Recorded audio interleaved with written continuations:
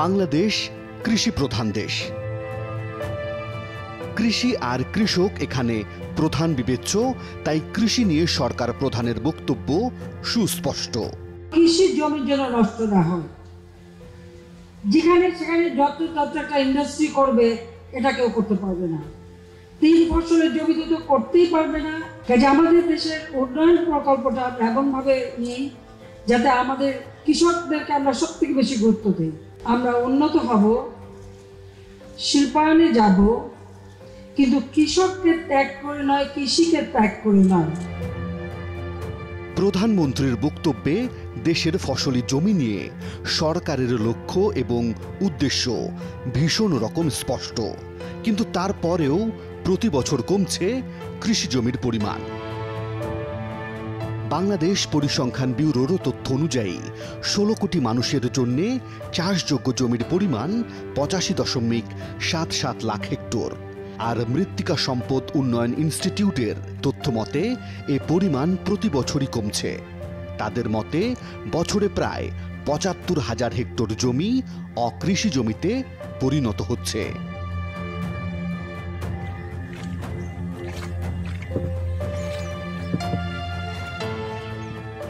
মুন্সিগঞ্জের দৌলতপুর গ্রামের নূর মোহাম্মদ এখন নৌকার বৈঠা ধরলেও একসময় পুরো দস্তুর কৃষক ছিলেন। ভূমিহীন কৃষক হওয়ায় 1987 সালে সরকার তাকে 44% কৃষি জমি দিয়েছিল। সেই জমিতে চাষবাসও করতেন তিনি, কিন্তু সেই ফসলি জমি এখন কয়েক ফুট বালুর নিচে। 17 নম্বরে, এই যে 18 নম্বরে, এই যে 19 নম্বরে। কি করে জমি হারালেন জানতে চাই নূর মোহাম্মদের কাছে। সরকার আমার জমিন দিয়েছে 42% জমিন দিয়েছে। 2010 সালে একর থেকে ল্যাংরায় জোর বলবো না বইরা আমাকে ধানমান বেড়া বেড়ে লাইছে আর কি। আমরা যে ধান লাগাইছি সরকার তো লোন না, সেই ধান বেড়া হ্যাঁ বেড়ে লাইছে। বড়ার পরে আমাকে ধানের জরিমানা দিব, ধানের জরিমানাও দেয় নাই, কোনো কিছুই দেয় নাই, আর কই চাইলে মারে। জমি দখল কিংবা হারানোর এমন গল্প শুধু একা নূর মোহাম্মদের নয়, এমন উদাহরণ অসংখ্য। বলা যায় টিম 360 ডিগ্রির কাছে এমন অভিযোগ প্রায় প্রতিনিয়তই আসে।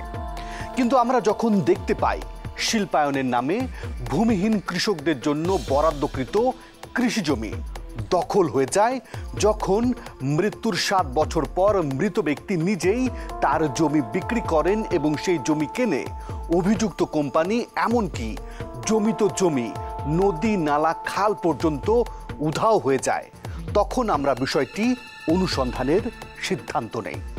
আর এই অনুসন্ধানে নেমে আমরা খুঁজে পাই কি করে একটি কোম্পানি একাই 181টি কৃষি পরিবারের জমি গিলে খাচ্ছে। তাহলে বিস্তারিত জানতে যাওয়া যাক মুন্সিগঞ্জে। রাজধানী ঢাকা থেকে 48 কিলোমিটার দূরে মুন্সিগঞ্জের গজারিয়া উপজেলা। রসুলপুর ফেরিঘাট থেকে ট্রলারে উঠে আমাদের যাত্রা দৌলতপুর গ্রামে। এই গ্রামের বেশ কয়েকজন কৃষকের জমি নূর মোহাম্মদের মতো দখল হয়ে গেছে। হযরত আলী তাদেরই একজন। তার মতো আরো 49 জন ভূমিহীন কৃষক খাস জমি বরাদ্দ পেয়েছিলেন কুমুরিয়া খালের পাশে। 1987 সালে সরকার থেকে পেয়েছিলেন 32% খাস জমি। এই জমিও এখন বালুর নিচে। আমার এই জমি থাকতে দলিল থাকতে আমার ইয়া নাই, কিন্তু আমি খাইতে পারি নাই। পালিন জায়গা ধরে কোনো আমার টেকা বাটো দেয় না, আমাদের জিঙ্গাইও নাই জমি। ইমান আলী শারীরিকভাবে কিছুটা অক্ষম, এখন বাড়িতেই করেন কবুতর পালন। তার বাপদাদার জমি ছিল ফুলদি নদীর পাশে। ইমান আলী বলছিলেন কিভাবে তার 4 পুরুষের কৃষি জমি বেহাত হলো। আমার 2 কানি ক্ষেত, আমি সেনা হয়েছি কিনা ভাত খাই নাই, বাপদাদার গাইলা জমিন। এই জমিন এবার গাই বালুদা বইরা শেষ করে দিছে, জোর করে বালু পড়ছে। আর এই বাধা দিতে গেছি মত কেন আমাকে উল্টা আমার লোক আরো কাজা করে, এগুলো তার কাজা করে বের পাই না। এরা চেয়ারম্যান সুরম্যান সব হাত করে লইছে। এই জমি না তিরিং খেলে নিয়ে গেছে। জমি হারানোর তালিকায় বাদ পড়েননি মুক্তিযোদ্ধা জমশেদও। তারও কৃষি জমি করোনার সময় চুপিসারে ভরাট হয়ে গেছে।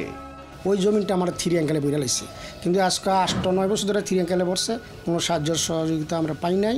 তারপরে আমরা কিংবা প্রশাসন বাজে আমরা গেলে আমাকে কিছু করার নাই। ফুলদি নদীর আরেক পাশের গ্রাম নয়ানগর, এখানেও ভুক্তভোগীর সংখ্যা কম নয়।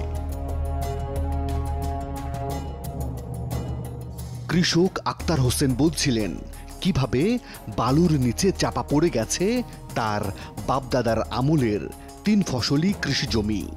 আমার এখানে 2 একর জায়গা, এখানে আমি আলু চাষ করতাম, আলুর পর ভুট্টা লাইতাম, ভুট্টার পর আমন ধান লাইছি, ধান লাইতাম, সব ধ্বংস করে লাইছে বালু ফালায়া।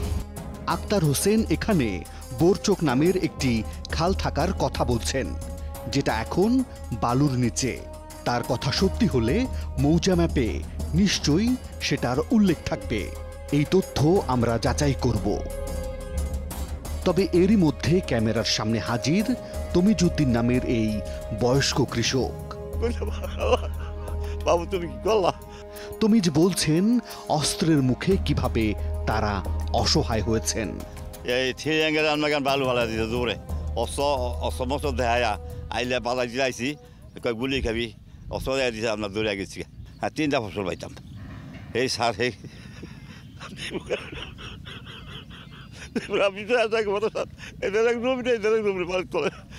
আবার কিছু করে খাবো, আমার ফোলাও কিছু করে খাইবো, তমিজের চোখের পানি আর দীর্ঘশ্বাস এক রূঢ় বাস্তবতা। এ যেন প্রশাসনের নির্লিপ্ততা আর অসহায় কৃষকের অসহায়ত্বের প্রদর্শনী। কিন্তু প্রশ্ন হলো যে কৃষি জমি সরকার একজন কৃষককে 99 বছরের জন্য বরাদ্দ দিয়েছে, যে জমি সরকার অধিগ্রহণ করেনি, সে জমি কি করে একটি জাহাজ নির্মাণ প্রতিষ্ঠান বালু দিয়ে ভরাট করে ফেলে? তখন কি স্থানীয় জনপ্রতিনিধি, প্রশাসন কিংবা পরিবেশ অধিদপ্তর ঘুমিয়েছিল? আমরা একে একে সকলের কাছে যাব, তবে তার আগে একটি উধাও হয়ে যাওয়া খালনালের হদিস করা যাক।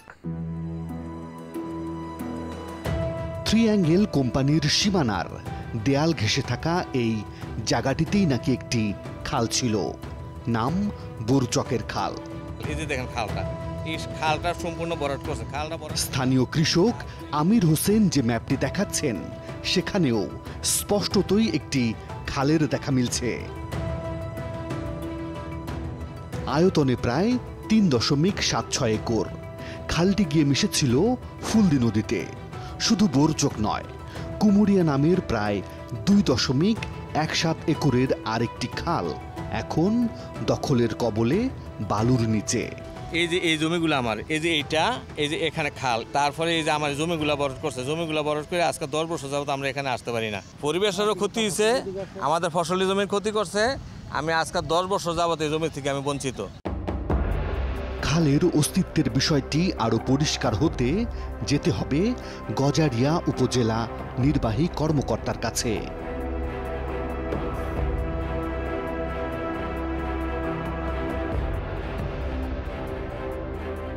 তবে এই কর্মকর্তা বোরচক কিংবা কুমুরিয়াকে খাল বলতে নারাজ।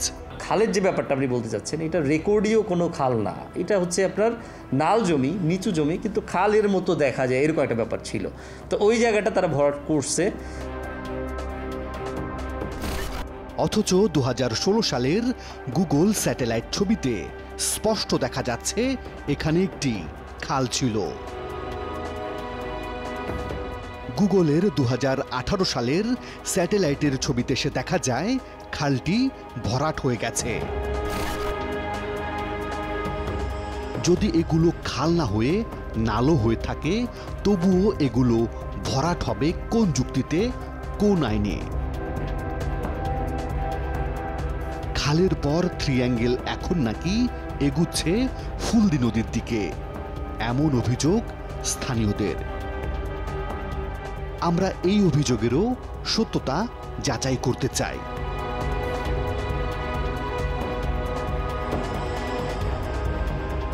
নয়ানগর ঘাট থেকে দৌলতপুর যাবার পথে ট্রলারে কথা হয় কয়েকজনের সাথে। এই ব্যক্তি বলছেন কেন নৌপথে স্থানীয় সরকারি খাদ্য গুদামে খাদ্য সরবরাহ হয় না। আগে শীতে মাল আসতো, এখন ওই রাস্তা ট্রিয়াঙ্গেলে ভরার পরে এখন আর শীতে মাল আসতে পারে না, ট্রাকে মাল আনে, কিন্তু সরকারের অনেক লস।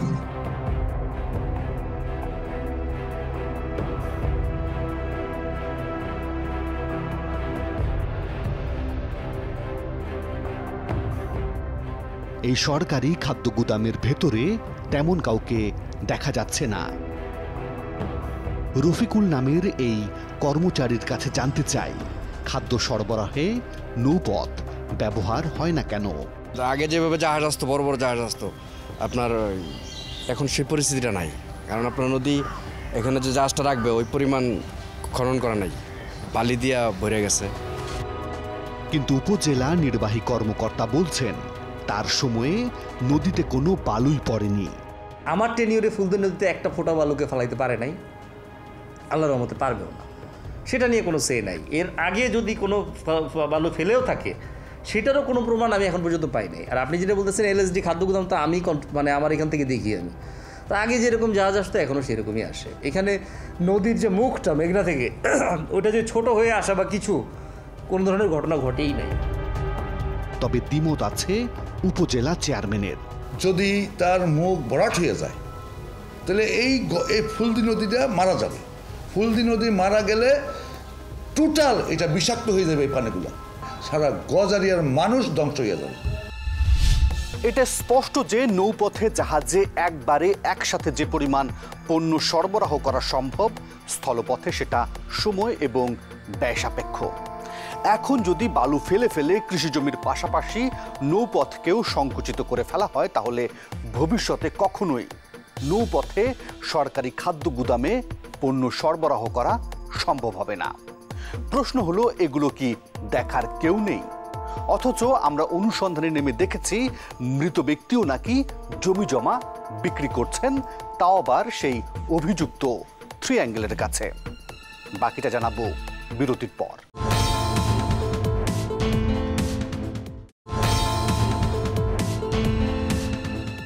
বলছিলাম সরকারি দলিলে একজন মৃত মানুষের জীবিত হয়ে যাবার কথা, তাও আবার জমি জমা কেনা বেচার ক্ষেত্রে। হ্যাঁ, একজন সূর্যবান বিবি মৃত্যুর 7 বছর পর নাকি তার জমি জমা বিক্রি করেছেন, তাও আবার অভিযুক্ত কোম্পানির কাছে। কিভাবে ঘটলো এমন কাণ্ড, বিস্তারিত জানতে হবে। তবে তার আগে জানা দরকার কিভাবে একটি কোম্পানি ধীরে ধীরে দখলের থাবা বসিয়েছে। বালুচর আর নয়ানগর এলাকার পাশ দিয়ে বয়ে গেছে ফুলদি নদী। স্থানীয়দের তোলা এই ছবিগুলোতে স্পষ্ট যে 9 মাস আগেও নদীর পাশের এই অঞ্চলগুলো ছিল আবাদি আর সবুজ। এখন বিস্তীর্ণ বালুভূমি। জমিন গিলা 3 ফসল হইতো, আলু লাগাইতাম, আলু হওয়ার পরে মনে করেন ভুট্টা লাগাইতাম, ভুট্টার পরে আমন ধান হইতো। অনেক টাকা, আমি 60,000 টাকা মেয়েদেই লাগাইছিলাম, অনেক ফকর তো নেই টিয়া দেওয়ান লাগবো। তা আমরা এই গরিব মানুষ, এই যে সব জমি লয়ে গেল গা, এই সন্ত্রাস বাহিনী যা জোরে জব্বরে, আমরা অনেক আমু কি পোলাবান করতে না কামু।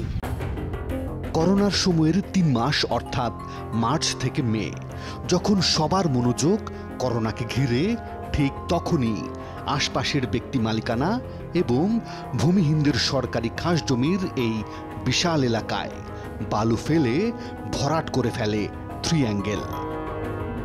কোম্পানিটি এই দখল প্রক্রিয়া শুরু করে লম্বা সময় নিয়ে।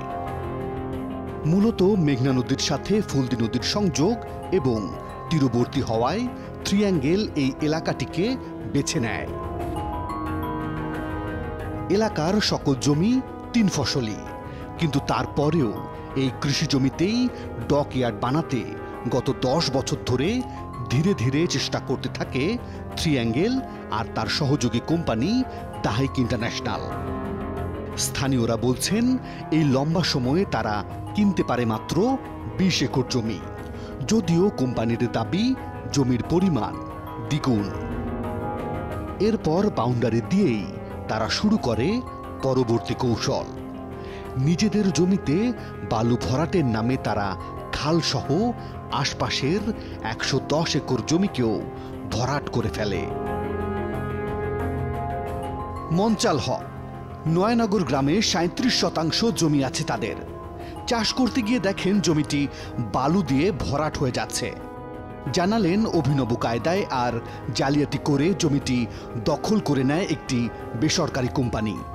হঠাৎ করে চতুর্দিকে মানে থ্রি অ্যাঙ্গেলের লোকেরা মানে আপনার বালি ভরাট করতেছে। তখন একটু সচেতন হলাম যে মানে আমাদের তো খারিজ করতে হবে। তখন ভূমি অফিসে গেলাম, ভূমি অফিসে জমা দিলাম, জমা দেওয়ার পরে কাগজটা রিটার্ন দিল। কেন রিটার্ন দিল গেলাম, বললো যে থ্রি অ্যাঙ্গেলে নিয়ে গেল। জমি বিক্রির দলিল আর পর্চা উঠিয়ে দেখতে পান 2011 সালে তার মা সূর্যবান বিবি এই জমি থ্রি অ্যাঙ্গেলের কাছে বিক্রি করেছেন। আমার মা তো 2004 সালে মারা গেছে, 10/9/2004 সালে আমার মা মারা গেছে। আমার মায়ের যাওয়ার পরে 2011 সালে আমার মা কোত্থেকে আসলো? তাই তো মৃত মানুষ জমি বিক্রি করে কি করে? যিনি 2004 সালে মারা গেছেন তিনি তো আর 2011 সালে জমি বিক্রি করতে পারেন না। তবে সেই দলিলে সূর্যবান বিবির স্বাক্ষর দেখা যাচ্ছে, অথচ সূর্যবান বিবি ছিলেন অক্ষর জ্ঞানহীন। ওইটা সিগনেচার করছে কে? ওই সিগনেচার করছে কে বা কাহারা সিগনেচার করছে তা তো আমাদের জানা নেই। দলিলে এবার পাওয়া গেল সূর্যবান বিবির এনআইডি নম্বর, অর্থাৎ সূর্যবানের নামে একটি জাতীয় পরিচয়পত্র আছে। যাক, একটা সূত্র পাওয়া গেল। এই জাতীয় পরিচয়পত্র বা এনআইডির সূত্র ধরে আমাদের এগুতে হবে।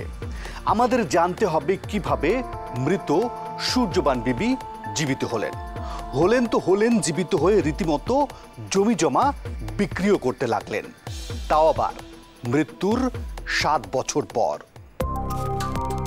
গজারিয়া ইউনিয়ন পরিষদ থেকে ইস্যু করা সূর্যবান বিবির মৃত্যু সনদ বলছে তিনি 2004 সালে বার্ধক্যজনিত কারণে মারা যান। একই সাথে 2008 সালে দেয়া মঞ্চাল হকের জাতীয় পরিচয়পত্রেও তার মা সূর্যবান বিবি মৃত। দুটি সরকারি কাগজে মৃত ব্যক্তি, জমির দলিলের মতো আরেকটি সরকারি কাগজে জীবিত হয় কি করে, তাও আবার এনআইডি নম্বর সহ। প্রথমে যাওয়া যাক সহকারী ভূমি কমিশনারের অফিসে। মঞ্চাল 1 বছর আগে এই অফিসে একটি মিসকেস করেছিলেন। মিসকেসে আমাদের শুনানি হয়, হিয়ারিং হবে। হিয়ারিং হয়ে আমি দলিলটা যাচাই করব। যেহেতু দলিল হয়ে গেছে, দলিল বাতিল করার ইখতিয়ার রিসিল্যান্টের নেই। দলিল আমরা তো সম্পাদন করি না, এটা সাব রেজিস্ট্রার অফিসে দেখেন, তারা ভালো বলতে পারবেন। আর আরেকটা বিষয় হচ্ছে যে মৃত ব্যক্তির নামে কখনো দলিল হওয়া সম্ভব না, মিউটেশন হওয়া সম্ভব না। এসিল্যান্ডের কথা অনুযায়ী এটি তার কার্যবিধির মধ্যে পড়ে না। দেখিয়ে দিলেন উপজেলা সাব রেজিস্ট্রারের পথ।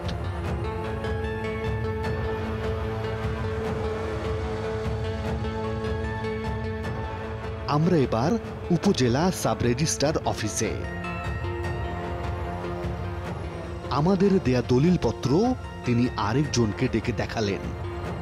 ওনারা যেটা করতেছে যে 11 সালে একটা দলিল হয়েছে নাকি, বুঝছেন, সূর্যবান। হ্যাঁ, তো সেটা বলতেছে ওনারা যে সূর্যবান যে ভদ্রমহিলা তিনি মারা গেছেন 4 সালে। ওই যে রেফায়েত বলেছে, রেফায়েত মানুষ শনাক্ত করছে ইমামপুরের লোক। হ্যাঁ, না শনাক্ত করছে ইমামপুরের না, ভবন কি লেখছে? ইমামপুর লেখছে। তাহলে আমরা না, এটা আমার না। হ্যাঁ, এটা তো 2 নম্বরই ধারা। তবে কি একটা জাল দলিলে জমি নিয়েছে থ্রি অ্যাঙ্গেল?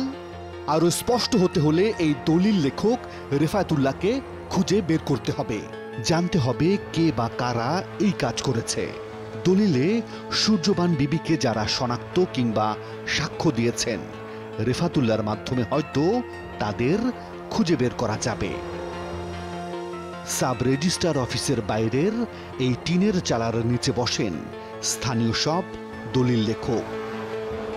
আমরা খুঁজছি রেফাতুল্লাহকে। রেফাতুল্লাহ চিনেন কিনা আপনারা? চিনি। কোথায়? এখানে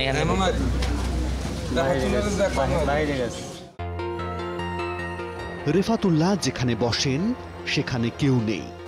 এই ডেস্কের কেউ নাই, রেফায়েতুল্লাহ আলী আকবর কেউ নাই, কই গেছে এনারা, ভিতরেও নাই। দীর্ঘ অপেক্ষার পরেও তার দেখা পাওয়া গেল না। টিম 360 ডিগ্রির উপস্থিতি টের পেয়ে তিনি আগেই সটকে পড়েছেন। আমরা আবারও সাব রেজিস্ট্রার মফিজুল ইসলামের সামনে। এই বিষয়ে যদি কোনো অভিযোগ থাকে লিখিতভাবে দিলে আমরা সেটা ব্যবস্থা গ্রহণ করতে পারবো। হয় আমার ঊর্ধ্বতন বসের কাছে লিখতে পারেন অথবা আমার কাছে লিখতে পারেন। তবে বস লিখলে ভালো হয়, তাহলে আমার কাছে পাঠাইলে অথবা যেটা কোনো একটা ইনকোয়ারির ব্যবস্থা করতে পারেন। বিষয়টা আরো স্পষ্ট হতে দলিলে দেয়া জাতীয় পরিচয়পত্রের এনআইডি নম্বরটা যাচাই করতে হবে। সেটা জানতে আমরা যাব নির্বাচন কমিশনে। তবে এরই মধ্যে আরো একটা খবরের দিকে আমাদের নজর পড়ে। 2015 সালে পরিবেশগত সমস্যা তৈরির জন্য ফুলদি ও মেঘনা নদীর আশপাশে গড়ে ওঠা বেশ কিছু কোম্পানিকে জরিমানা করেছিল পরিবেশ অধিদপ্তর। সে সময় পরিবেশ দূষণের জন্য ট্রিয়াঙ্গেলকে 2 লাখ টাকা জরিমানা করা হয়। আর্থিক দণ্ড পাওয়া ট্রিয়াঙ্গেলের তাণ্ডবের সাক্ষী গজারিয়া উপজেলার এই চেয়ারম্যানও। একদিকে নদী ভাঙ্গন, আরেকদিকে বন্যা, আরেকদিকে করোনা, এর মধ্যে এত বড় একটা কাজ 16টা ডিজার দিয়া প্রতিদিন 20 থেকে 25 লক্ষ বালু হালাইছে। একেবারে চোখের সামনে দেখতেছে, মানুষ হাহাকার করছে, কান্নাকাটি করছে, কি অসহায়ের মধ্যে ছিল। সংশ্লিষ্ট সব কর্তৃপক্ষ অন্তত যদি নিজেদের কাজটা ঠিকঠাক মতো করতেন একটু নজরদারি, তাহলে এতগুলো পরিবারকে দিশেহারা হতে হতো না। আমাদেরকে যেতে হবে স্থানীয় নির্বাচন কমিশন অফিসে, খুলতে হবে সূর্যবানের এনআইডির জট, জানতে হবে ট্রিয়াঙ্গেলের জবাবও জানবো, তবে আরও একটা বিরতির পর।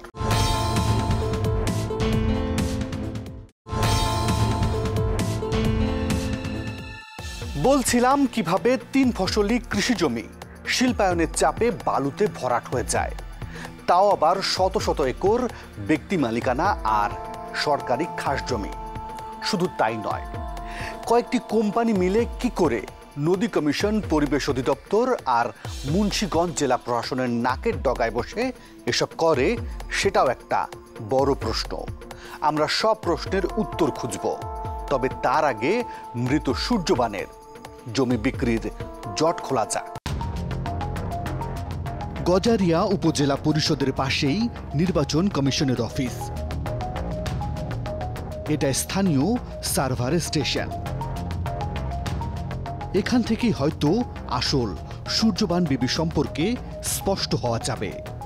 স্টেশন কর্মকর্তা আবু তালেবের কাছে দলিলে দেয়া সূর্যবানের এনআইডি সম্পর্কে তথ্য জানতে চাই।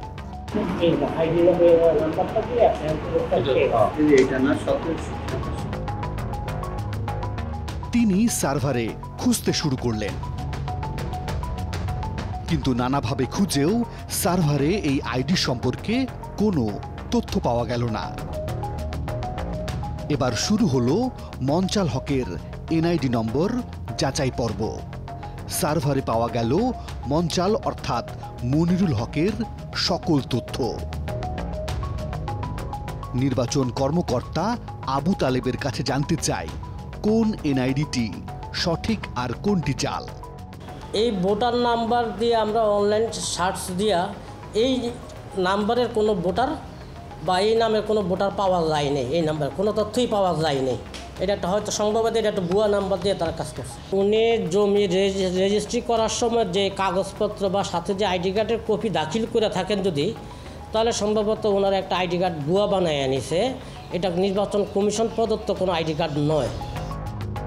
তার মানে জাল এনআইডি তৈরি করে মৃত সূর্যবান বিবিকে জীবিত বানিয়ে জমি কেনা বেচা হয়ে গেছে। এবার জানতে হবে কেন বালু ফেলে ব্যক্তি মালিকানা আর সরকারি 3 ফসলি খাস জমি ভরাট করা হয়েছে।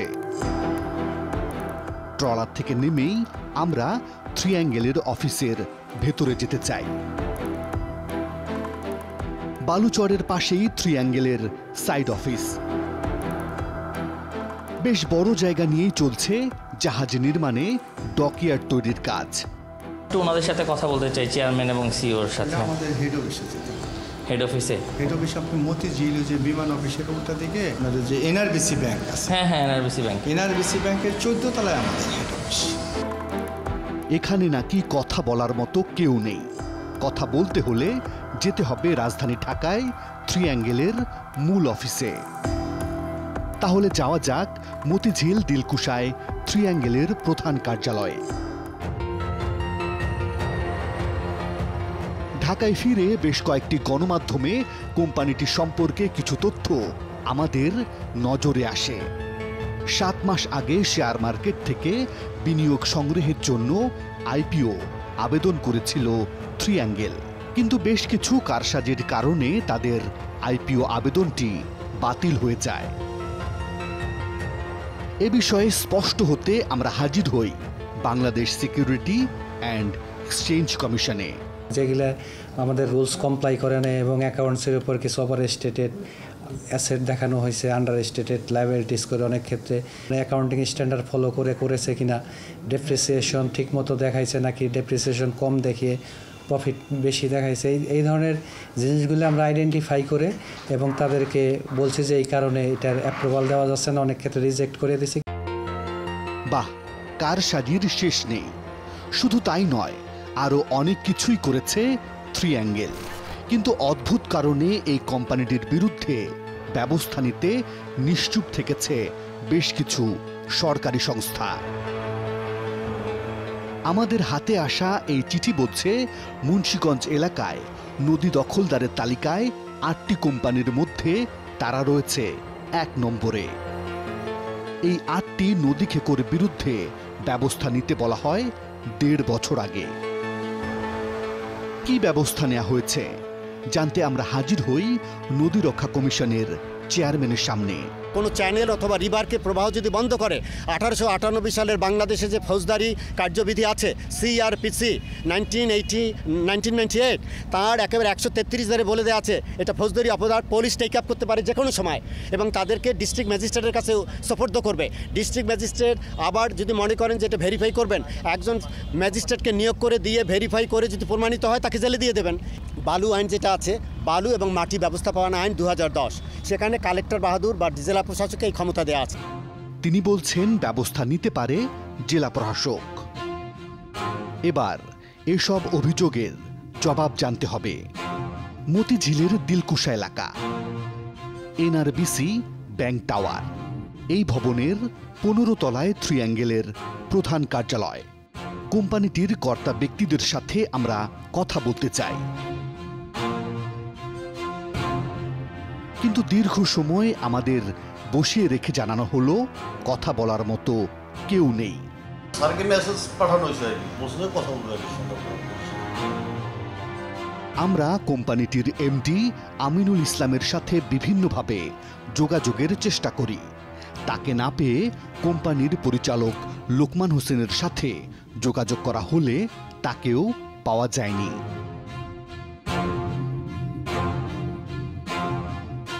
তারপর বিভিন্ন দলিল এবং কাগজে থাকা আমিনুল ইসলামের বাসার ঠিকানায় আমরা যোগাযোগ করি, কিন্তু সেখানেও তিনি থাকেন না।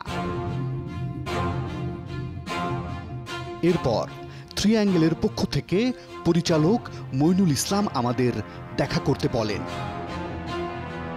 কিন্তু এবারও তারা আনুষ্ঠানিকভাবে কথা বলতে চাইলেন না। এইটা আমি চাচ্ছি না, এটা প্রিপারেশন, এটা যদি স্পেসিফিক অ্যালিগেশনসগুলো এগুলো যদি আমরা পেতাম, আমি আপনার উইথ অ্যাটাচমেন্ট যদি একটু মেইল করে দিতেন।